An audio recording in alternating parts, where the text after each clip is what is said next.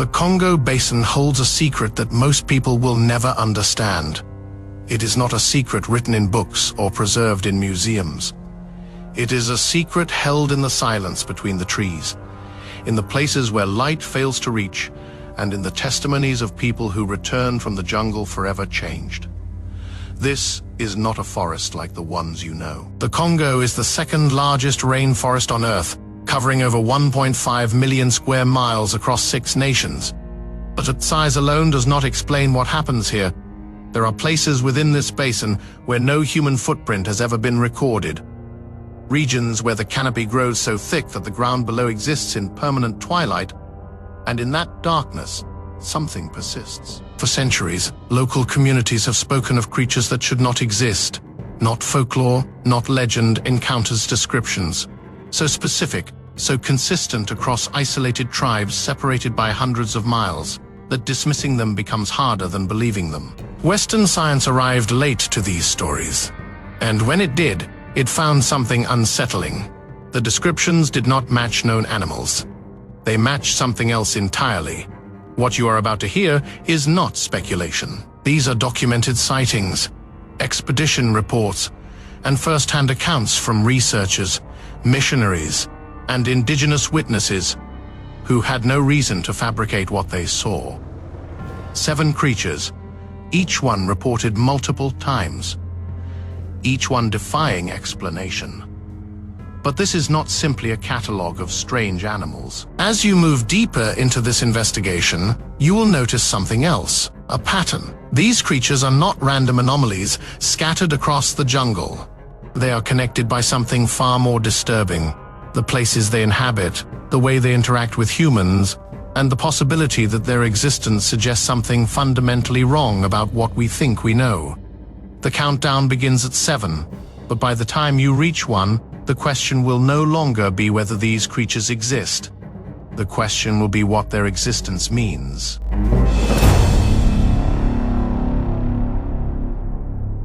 Number 7. The Emela-Ntouka Fae, the elephant killer. Deep in the swamps of the Likuala region, there is a name spoken carefully: Emela-Ntouka. In the Lingala language, it translates to killer of elephants. The name alone should tell you something. In a place where elephants are apex creatures, feared and respected, the locals reserve this title for something else, something worse. The first written account came from missionaries in the early 1900s.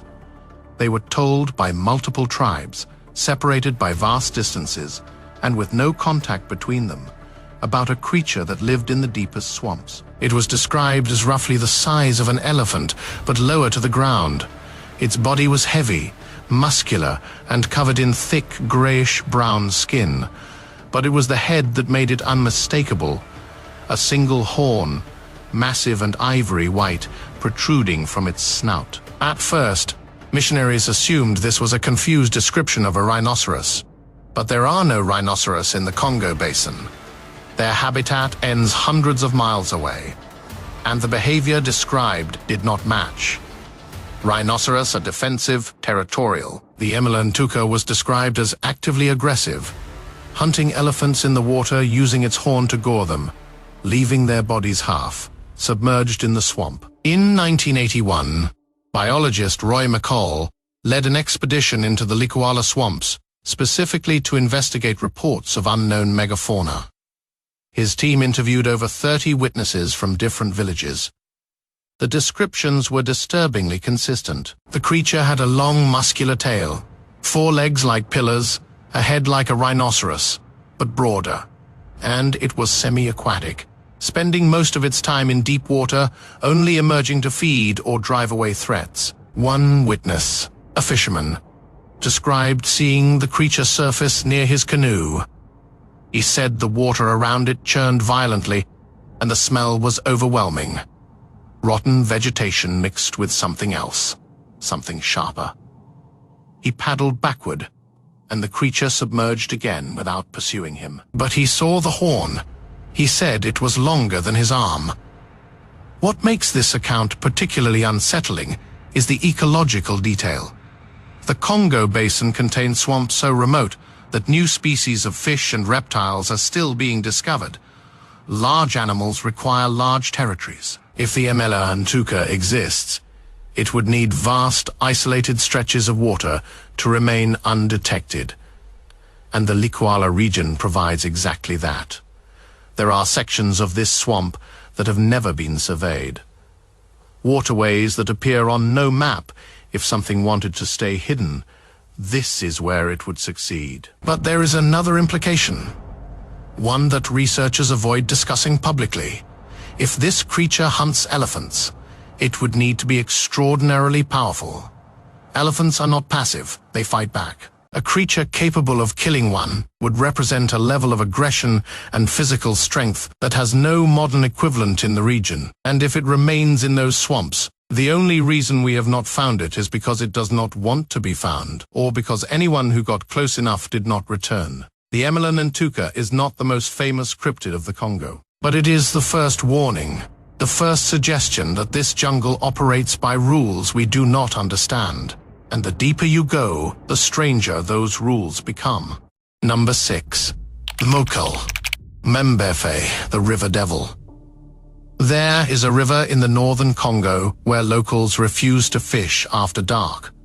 Not because of crocodiles, not because of hippos, because of something they call Mokele-Mbembe. The name means one who stops the flow of rivers. And if the reports are accurate, the name is not symbolic.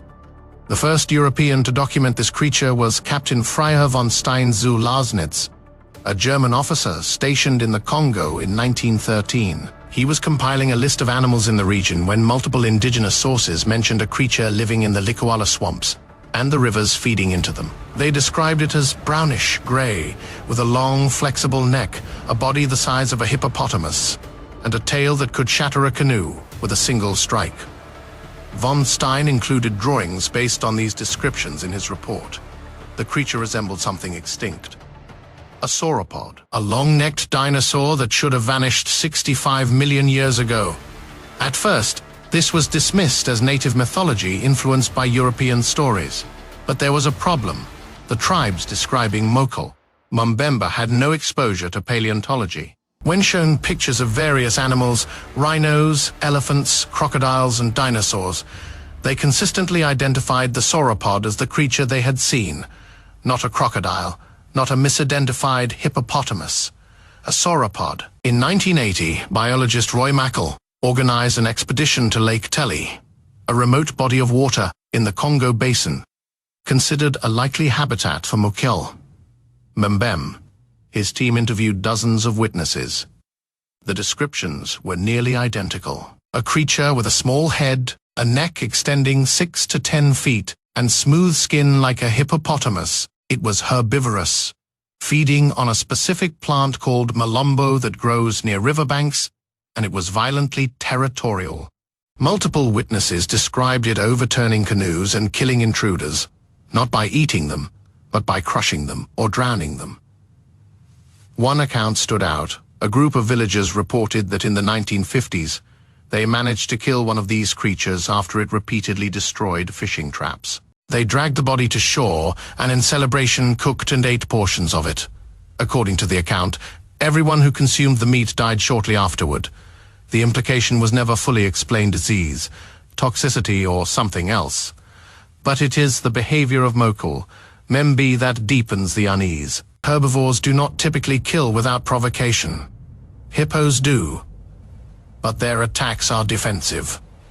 Mokele-Mbembe, according to witnesses, demonstrates something closer to rage.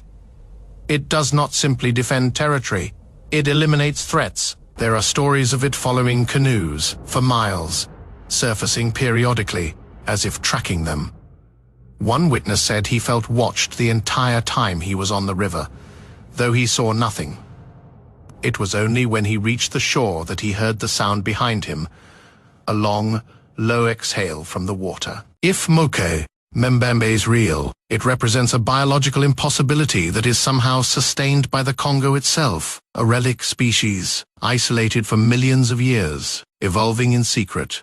But it also represents something else.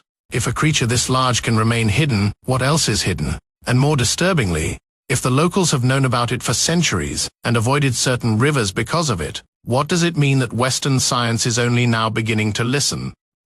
The Mokele-Mbembe is not just a mystery. It is a reminder that the Congo does not reveal itself to outsiders. It watches, it waits, and it only shows you what it wants you to see. Number 5. The Kongamato Fae, the Overwhelmer of boats. There are regions in the Congo where people will not look up after sunset. Not out of superstition, out of experience. Because something flies overhead, something large enough to cast a shadow even in the dark. The Kongamato, meaning overwhelmer of boats, is described as a flying creature with leathery wings, a wingspan estimated between 4 and 12 feet, and a beak lined with sharp teeth. It is not a bird. Birds do not have teeth. Birds do not attack boats, and birds do not leave the kinds of wounds that survivors describe. The most detailed accounts come from the Yundu swamps in Zambia, just south of the Congo Basin, but sightings extend deep into the Congolese interior. In 1923, Frank Mellon, a British administrator, published a report documenting native testimony about the Kongamato. Witnesses described it as reddish or dark brown, with a long beak and wings that made a deep whooshing sound when it flew. When shown illustrations of various animals, including pterosaurs, prehistoric flying reptiles, they identified the pterosaur as the creature they had seen. But unlike Mokele-Mbembe, the Kongamato is not merely territorial. It is actively hostile. Multiple accounts describe it diving at canoes, using its beak to strike passengers, and in some cases, flipping smaller boats entirely. The attacks are not random. They occur most frequently at dusk, near riverbanks where the creature is believed to nest. In the 1940s, a hospital in the region treated several individuals with deep lacerations across their shoulders and backs. The wounds were consistent with a large beak or talon strike, but no known bird in the region could inflict injuries of that depth. One survivor described the attack in detail. He was fishing near the river when he heard a sound like wind tearing through canvas. He looked up and saw a shape descending. He raised his arm instinctively, and the creature's beak tore into his shoulder. He fell into the water, and the creature circled once before disappearing upriver. What makes the Kongamato particularly disturbing is the implication of its survival. Pterosaurs went extinct with the dinosaurs. If the Kongamato is a surviving species, it would mean that an entire lineage of flying reptiles has persisted undetected for 65 million years. And unlike Mokele-Mbembe, which remains in the water, the Kongamato has mobility. It can travel vast distances, it can hunt at night, it can appear anywhere. There is another detail that researchers rarely discuss. The attacks are not defensive.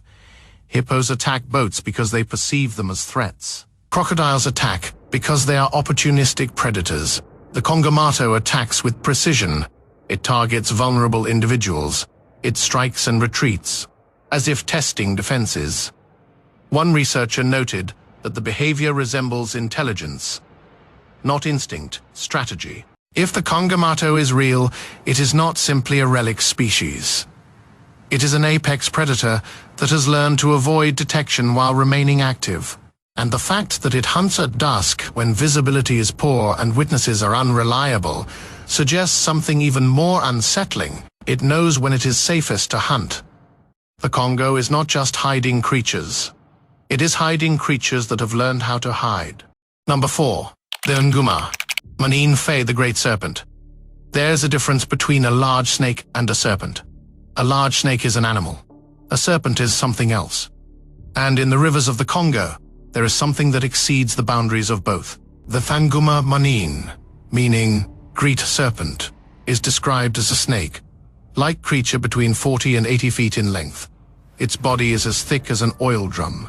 Its scales are dark brown or black, glistening like wet stone. And unlike pythons or anacondas, it is semi-aquatic, spending most of its time submerged in deep rivers, surfacing only to breathe or hunt.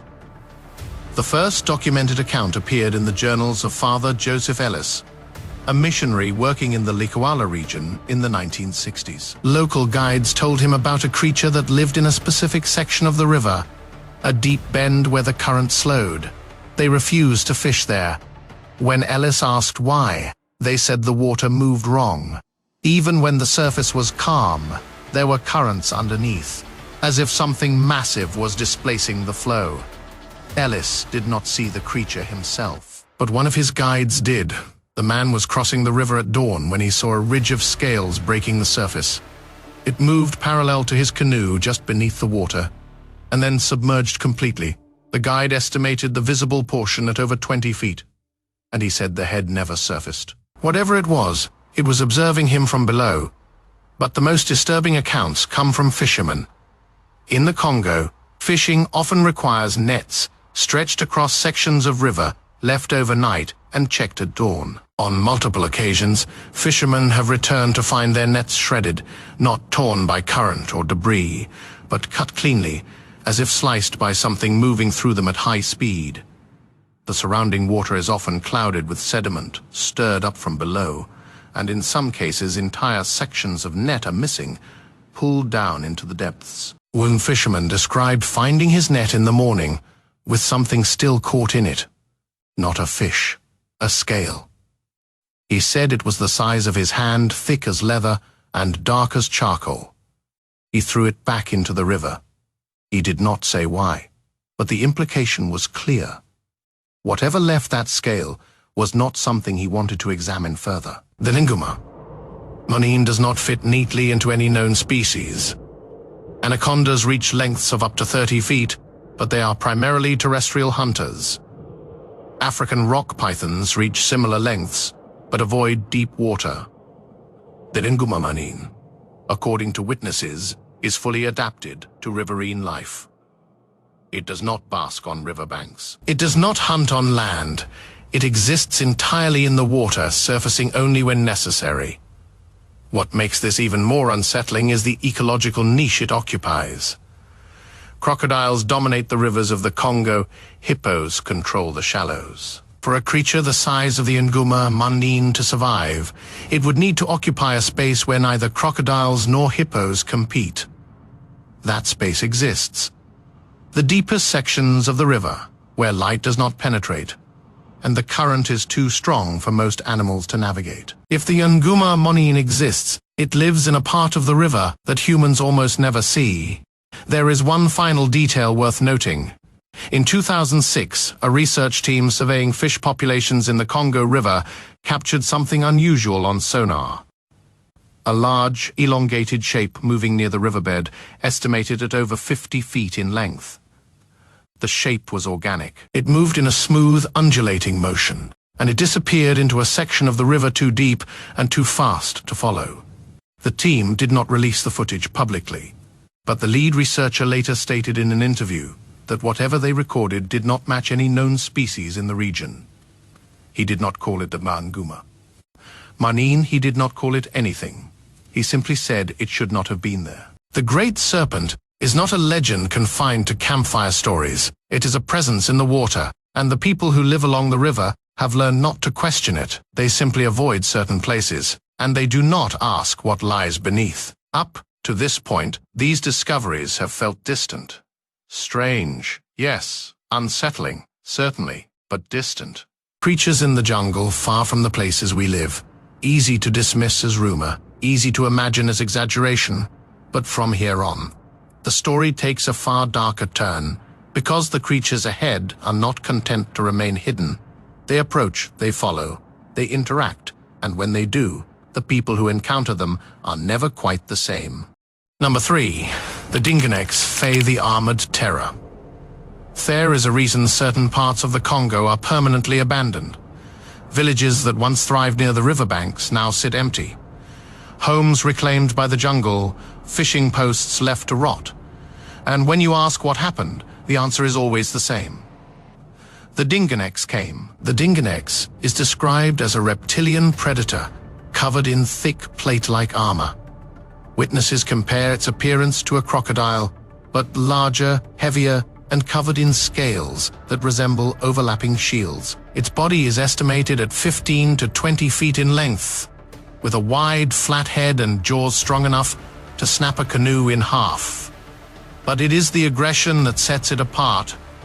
Crocodiles are ambush predators.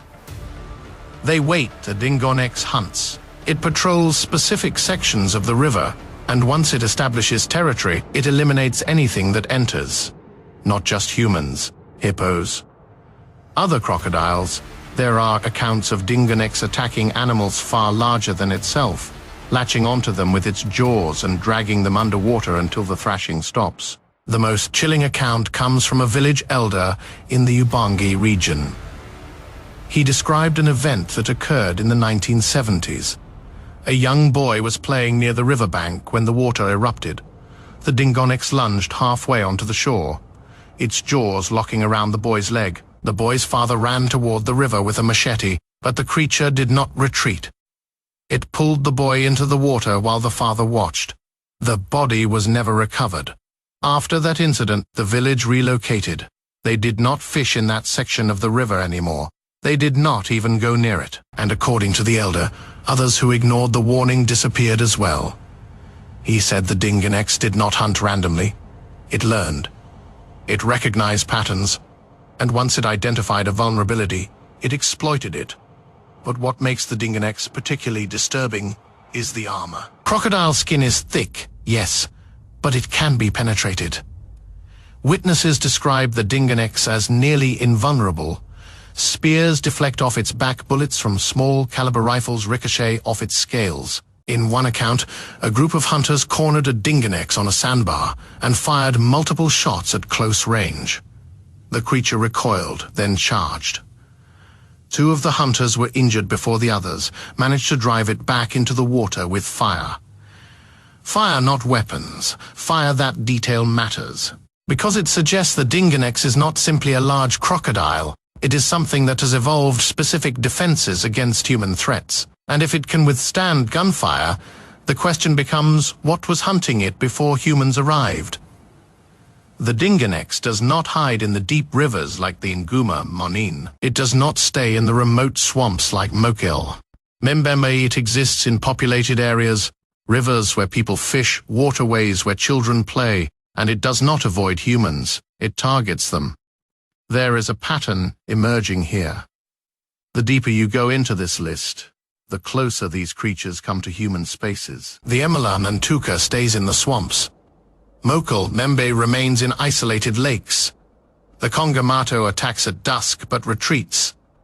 The Nguma-Monene stays submerged. But the Dingoneks enters human territory. It displaces communities. It changes behavior based on observation, and it does not retreat unless forced. This is not a creature surviving in the shadows. This is a creature thriving in proximity to humans, and that proximity is not accidental, it is intentional. The Dingoneks has learned that rivers are where humans gather. And where humans gather, there is prey. The Congo is not simply hiding creatures. It is producing creatures that have adapted to human presence. And the closer they get, the harder they are to dismiss. Because a creature in the jungle is a mystery, a creature in your village is a threat. And the Dingoneks is only number 3. Number 2, the Mahamba Fae, the lake demon. There is a lake in the Congo that has no bottom, not metaphorically. Literally, soundings have been taken, lines dropped, divers sent down, and at a certain depth, the instruments stop working. The lines go slack. The divers surface early, unwilling to descend further. They do not explain why. They simply refuse to go back. Lake Likawala is a massive body of water surrounded by dense swamp. It is remote, difficult to access, and avoided by most local populations. But it is not avoided because of crocodiles or hippos. It is avoided because of the Mahamba. The Mahamba is described as a massive crocodilian creature, far larger than any known crocodile species. Estimates place its length between 30 and 50 feet, with a body thick as a tree trunk and jaws capable of crushing bone with a single snap. But size alone does not explain the fear. Nile crocodiles can reach 20 feet. Saltwater crocodiles even larger. The Mahamba is feared because of what it does. In 1948, a British colonial officer stationed near Lake Likwala documented multiple disappearances. Over the course of 6 months, 11 people vanished near the lake's edge. No bodies were recovered, no blood found, just empty canoes drifting in the shallows. When the officer interviewed locals, they told him about the Mahamba. They said it did not hunt like a normal crocodile. It waited in the deep water beneath the surface. And when something approached, man, animal, boat, it struck from below. One survivor described the attack in detail. He was fishing with his brother when the canoe suddenly lurched upward. He said it felt like the water itself had risen beneath them. The canoe flipped, and both men were thrown into the lake. He surfaced and saw his brother thrashing a few feet away. Then the water pulled his brother under.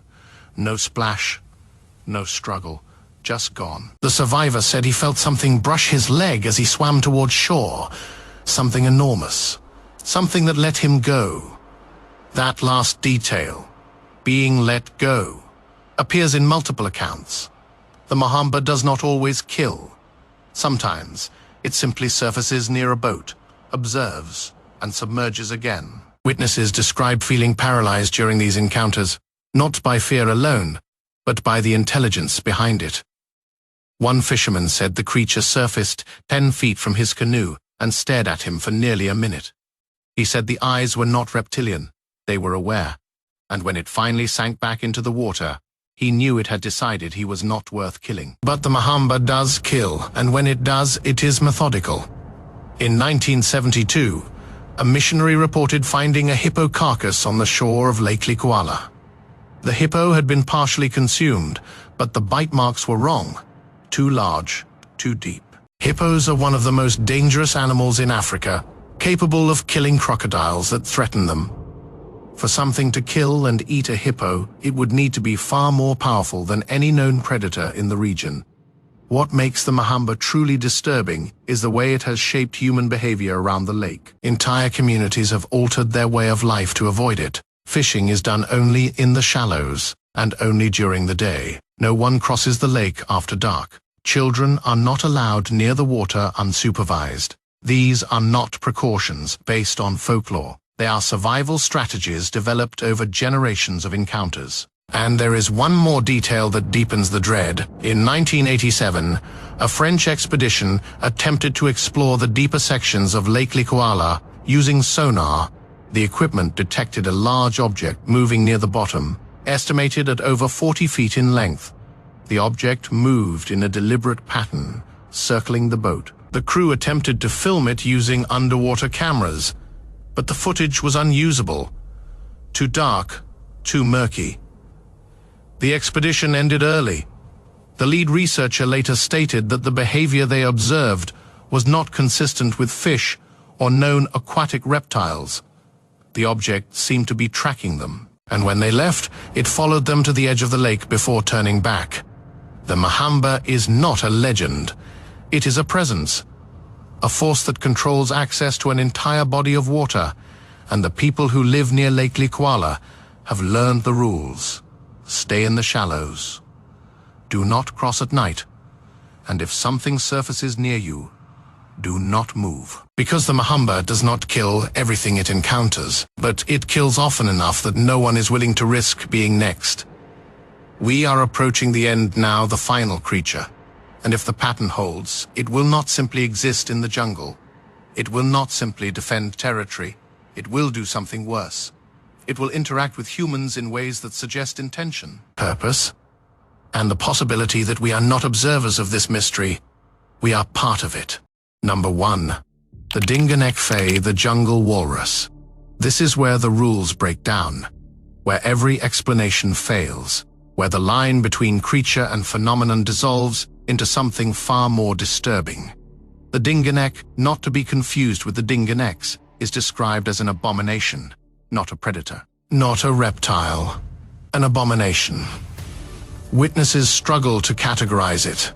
Some describe it as resembling a giant walrus, with thick leathery skin, massive tusks, and a body covered in mottled scales. Others describe it as reptilian, with a serpentine tail and clawed limbs, and some describe it as something in between. A chimera, a fusion of traits that should not exist together. The most detailed account comes from John Alfred Jordan, a British explorer who claimed to have encountered the Dingonek in 1907 near the Magori River in Kenya, just at the edge of the Congo Basin's influence. Jordan described the creature as approximately 15 feet long, with a head like a walrus, a back covered in scales, and a tail resembling that of a crocodile. But it was the behavior that disturbed him most. The creature did not flee.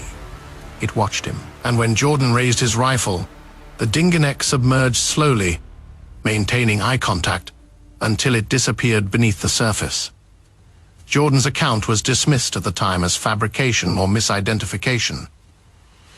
But in the decades since, similar descriptions have emerged from deep within the Congo itself. Witnesses describe a creature that lives in both water and on land. It emerges at night, patrolling riverbanks, leaving tracks that resemble no known animal. The tracks are deep, heavy, suggesting immense weight, and they lead from the river into the jungle, sometimes for miles, before circling back to the water. But it is what happens in the places the Dingonek visits that elevates the fear from biological mystery to existential dread.